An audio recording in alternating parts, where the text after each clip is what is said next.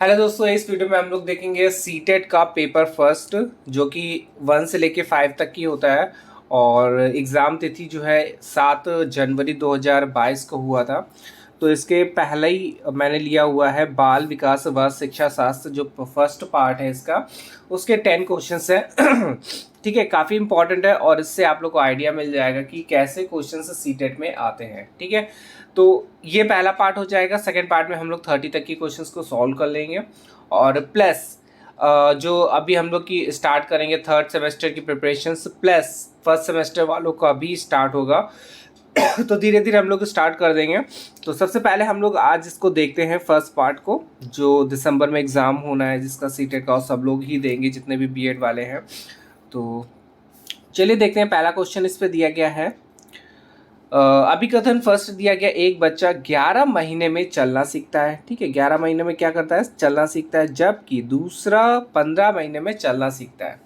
कारण इस पे दिया गया है, व्यक्तियों में विकास भिन्न भिन्न दरों पर होता है। ठीक है, तो ये हो गया हमारा कारण और अभिकरण। तो इस पे जो ऑप्शन दिया गया है, इस पे पहला ऑप्शन दिया गया ए और आर दोनों सही हैं और आर सही व्याख्या करता है और इस पे ठीक है, पहला हो गया। सेकंड में दिया गया ए और आर दोनों सही है, लेकिन आर सही व्याख्या नहीं है। फिर थर्ड में दिया गया है सही है लेकिन आर गलत है। और फोर्थ में दिया गया आर और ए और आर दोनों गलत हैं, बोथ ए और आर आर फॉल्स। ठीक है, तो जो सही आंसर है उसका ए हो जाएगा। ए और आर दोनों सही है और आर व्याख्या करता है, किसकी? ए की व्याख्या करता है। अब इसका जो एक्सप्लेनेशन है उसको भी देख लेते हैं। एक बच्चा 11 महीने में चलना सीखता है, जबकि दूसरा क्या है? 15 महीने में चलना सीखता है। क्योंकि व्यक्तियों में विकास की दर भिन्न होती है। अब अलग अलग व्यक्ति में अलग अलग विकास होता है। ठीक है, कुछ लोग जल्दी चलना सीख जाते हैं और कुछ का ग्रो जो होता है थोड़ा स्लो प्रोसेस में होता है, उसे वही दिया गया है। तो इस पे क्या बोला गया है? ए और जो अभिकरण और जो अभिकथन है, ए और कारण आर है, दोनों सही है और आर जो है ए की व्याख्या सही व्याख्या करता है। ठीक है, तो देखिए एक चीज और कि जो भी ये सीडीपी वाले जो क्वेश्चंस हैं, ये फर्स्ट सेमेस्टर में जो सिलेबस हम लोगों ने देखा था मनोवैज्ञानिक का, उससे काफ़ी काफ़ी क्वेश्चन पूछे जाते हैं और डायरेक्ट क्वेश्चन पूछे जाते हैं। बट सॉल्व तभी होगा जब हम लोगों को पूरा एक्सप्लेनेशन पता होगा। ठीक है, मतलब कि अगर कोई वर्ड दिया गया है तो उसकी हमें मीनिंग पता होनी चाहिए और जो भी उससे रिलेटेड से हमारे इंपॉर्टेंट तत्व हैं वो भी पता होगा, तभी हम लोग ये क्वेश्चंस को सॉल्व कर पाएंगे। बीएड वाले में क्या हो रहा था? डायरेक्ट क्वेश्चन आता था। एग्जाम जो बीएड एग्जाम था, डायरेक्ट क्वेश्चन आता था, सॉल्व करते थे। बट ये है क्या? कंपटीशन, और इस पे क्या होता है, थोड़ा सा आपको डीपली जाना ही पड़ेगा। अगर नहीं जाएंगे तो क्वेश्चन में तुक्का लगाना ही पड़ेगा फिर। ठीक है, तो ये थोड़ा सा ध्यान दीजिएगा। सेकंड में देखते हैं, विकास जो है निम्न में से किस पर निर्भर है? तो ऑप्शन दिया गया है आनुवंशिक बनावट पर, या फिर भौतिक वातावरण पर, या फिर सामाजिक सांस्कृतिक कारण पर। तो इस पे से आपको ऑप्शन देना है। ऑप्शन इस पे दिया गया फर्स्ट और सेकंड, तो और सेकंड थर्ड, और फर्स्ट और थर्ड, और फर्स्ट सेकंड और थर्ड। तो इसका आंसर क्या हो जाएगा? तीनों ऑप्शन हो जाएंगे। विकास मुख्यतः अनुवंशित बनावट व भौतिक वातावरण और सामाजिक सांस्कृतिक कारण पर निर्भर करता है। तो विकास का फॉर्मूला याद रखिएगा, विकास इक्वल टू क्या होता है? अनुवंशिकता इंटू पर्यावरण। ठीक है, थर्ड क्वेश्चन देखते हैं, किस अवस्था में प्रतीकात्मक खेल बढ़ता है? याद रखिएगा, तथा संज्ञात्मक विकास को समर्थन देता है। तो ऑप्शन दिया गया है शैशवावस्था, प्रारंभ बाल्यावस्था, मध्य बाल्यावस्था, या फिर किशोरावस्था। तो इसका आंसर हो जाएगा बी ऑप्शन से, प्रारंभिक बाल्यावस्था में होता है।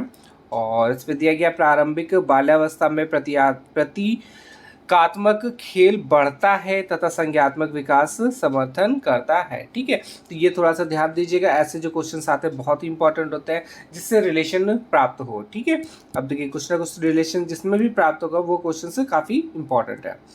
फिर आगे देखते हैं, निम्न में से बच्चों के प्राथमिक समाजीकरण की संस्था कौन सी है? तो ऑप्शन दिया गया किताबें और पत्रिकाएं, मीडिया, धार्मिक संस्थान, या फिर परिवार। तो इसका आंसर क्या हो जाएगा? डी हो जाएगा, परिवार है। बच्चे परिवार से ही काफ़ी कुछ सीखते हैं स्टार्टिंग, क्योंकि उनकी वहीं से ही होती है। बच्चों को समाजीकरण के संदर्भ में परिवार में प्राथमिक समाजीकरण का कारक है तथा विद्यालय मीडिया धार्मिक संस्थान व अन्य समाजीकरण के द्वितीयक जो दूसरा कारक है वो हो जाएंगे। ठीक है, तो प्रथम में क्या हो जाएगा, हमारा परिवार है, बाकी जितना भी हमारा सेकेंडरी है। फिर क्वेश्चन आता है क्वेश्चन नंबर 5। एक 5 वर्ष की बच्ची यह तर्क करने में विफल से रहती है कि जब पानी को लंबे और संकीर्ण से गिलास में एक चौड़े बर्तन में स्थानांतरित किया जाता है तो पानी की मात्रा समान रहती है। पियाजे के अनुसार इसका क्या कारण है। देखिए पियाजे अंकल जी आ गए यहाँ पे, तो काफ़ी प्याले लिया पियाजे होगा जी के, काफ़ी इंपॉर्टेंट है और इनके जितने भी पॉइंट्स हैं उनको देख लीजिएगा। पिगलेट है वैसे तो।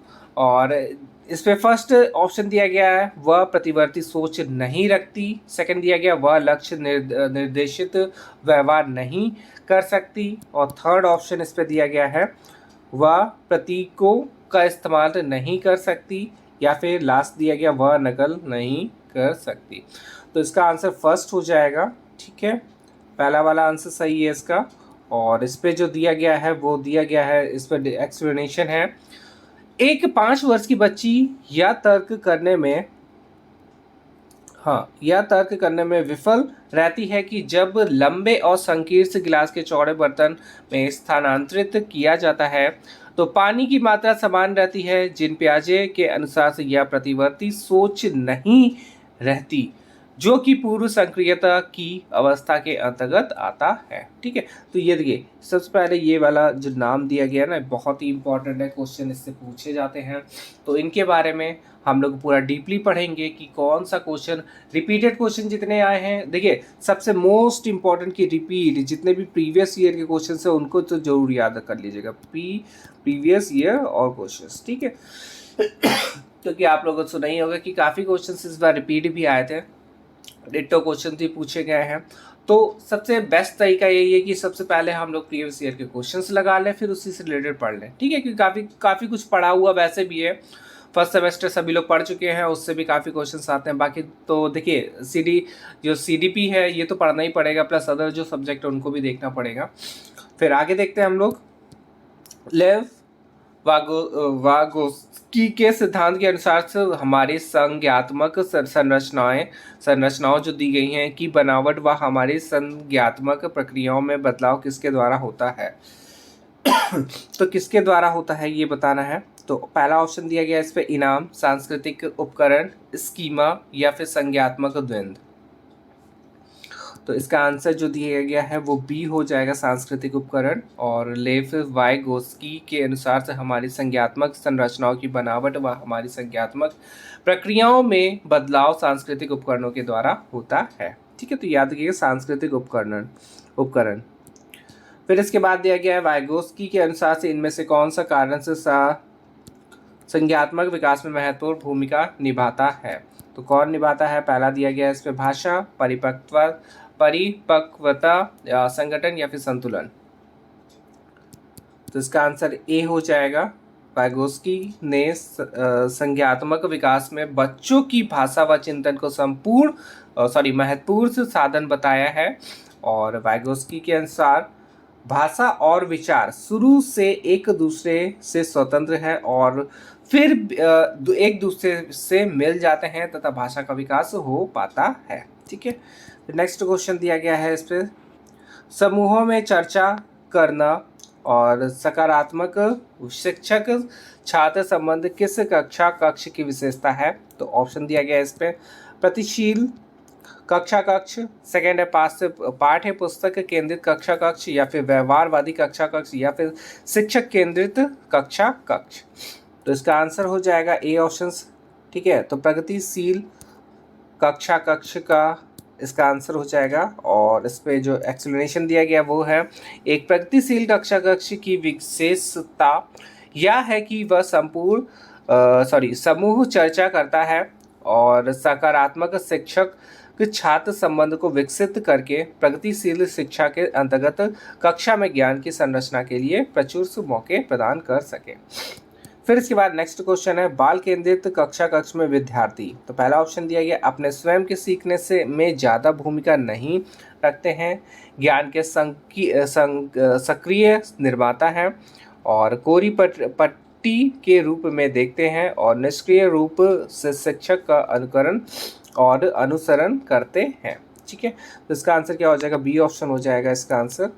और इस पे दिया गया बाल केंद्रित कक्षा कक्ष में विद्यार्थी के अनुभवों को प्रमुखता देनी होती है, ताकि छात्र केंद्रित शिक्षक जो शिक्षा है में बालक जो है आपस आसानी से आत्मसात कर सके तथा बालक स्वयं से ज्ञान का सक्रिय निर्माता बन सके। फिर इसके बाद दिया गया क्वेश्चन नंबर 10, और कोहलबर्ग के किस चरण में व्यक्ति तर्क करते हैं कि सही कार्यवाही विवेक के स्व चुने हुए नैतिक सिद्धांतों द्वारा परिभाषित की जाती है। पहला ऑप्शन दिया गया अच्छी लड़की अच्छा लड़का अभिविन्यास। सेकंड ऑप्शन दिया गया सामाजिक अनुबंध अभिविन्यास। थर्ड ऑप्शन दिया गया सामाजिक व्यवस्था बनाने का अभिविन्यास। और फिर लास्ट है सार्वभौमिक नैतिक सिद्धांत अभिविन्यास। तो इसका आंसर क्या हो जाएगा, डी ऑप्शन हो जाएगा।